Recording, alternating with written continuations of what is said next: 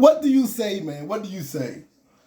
I'm gonna tell y'all off the rip, man. Coach Arthur Smith wanted to lose this game from the get go. I don't care what anybody say. I said this in my last episode. People don't intentionally tank. They don't intentionally want to lose a game. I will say that for the players. But a coach, listen, that first drive told me everything I needed to know about this game against the Bears. They did a flea flicker, double end around flea flicker. Then they turn around and try to get Bijan Robinson in the Wildcat. It just told you everything you needed to know. At that point, I knew this team was not going to win this game. I knew it. It was just a done deal. Now, the Falcons got to beat the Saints and hope that the Tampa Bay Buccaneers lose just to get into the playoffs. There's no other way you're going to get in at this point. Do they deserve to get in the playoffs? No, I don't, because once again, I think this coach, I said this since like week 6, I think this coach is done for. I don't think this coach is viable for this team. I'm not saying everything needs to be blown up, but the coach and the quarterback, those two things are a big issue with this team. And there's no reason to keep, to me, I don't think there's no reason to keep them around. There's a lot of people out here. There's a lot of it that people that be on social media, some people that are on YouTube, they will literally sit here and say that no, it ain't just a quarterback issue, it's the other parts of the team. 2 years in a row. And if you've been following these Georgia Southern Eagles, 2 years in a row, you've seen teams. You've seen teams that basically was inept at quarterback and was not able to win a game because of it. Or win important games of it. Or because of it. Or even be above 500 because of it. You saw what happened with Davis Brin with these Eagles. And you see what happened with his quarterback with the Falcons. 2 years in a row, you saw it with Marcus Mariota. Then you turn right back around and you saw what happened with Desmond Ridder. When are we going to, and I'm not trying to say this to take a shot at anybody who talks this nonsense. I'm not trying to do that. But just to be honest, when are we just going to be honestly and just say, hey, the quarterback is the problem? My Eagles fans, they understand it. They understand the quarterback was the problem in Georgia Southern. The Falcons need to understand that as well. And I think some people are starting to turn it around. People want Russell Wilson now. They think about getting Justin Fields. Now, you can forget that. Look, I think the Bears are going to keep Justin Fields at this point because that dude's been playing great the last 6 games.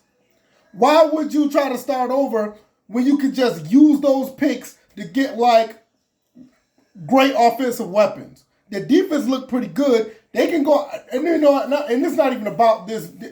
I shouldn't even talk about the Bears this way. But the Bears should just go ahead and get Marvin Harrison Jr. Go ahead and get him. Go get Marvin Harrison Jr. for Justin Fields. On the other side with Moore, Justin Fields is going to be straight. Then you got Cole Kmet. And I think I said his name right. Kmet. Just go get him. Don't worry about getting a quarterback because Justin Fields just showed you.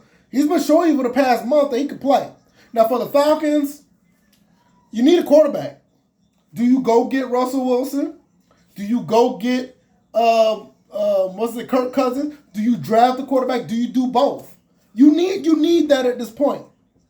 To be quite honest, I think you need a coach to come in here and do his own thing with the team that he has now. Go ahead and take our defensive coordinator and move him up to head coach and get Arthur Smith up out of here. That's the easiest move. Terry Fontenot, go ahead and move him up to coach. I can't even remember the coach name. I keep forgetting his name, the defensive coordinator for the Falcons. Go ahead and because he's done a pretty good job over all things considering. Our offense has been putting the defense in bad spots, and in some cases, the defense, and I will say this, the defense they're not able to help close out games, but they've been way better than they've been in the past. Way better than they've been in the past. So with that being said, man, look, This Falcons team has been a disaster because of two things. One, the coach play calling. That's one. But most importantly, I would say it's the quarterback.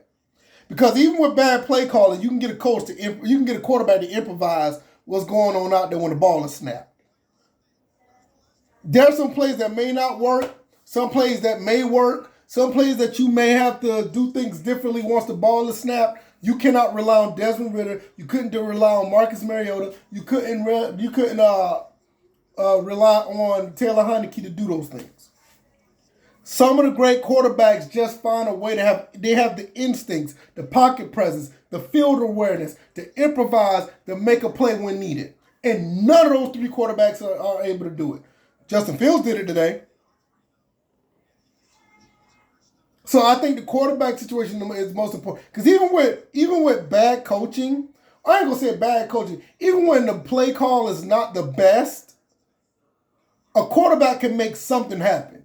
And in some cases, I ain't going to say in some cases, and I'm not trying to, compare the two, but Brett Favre, he was known for that.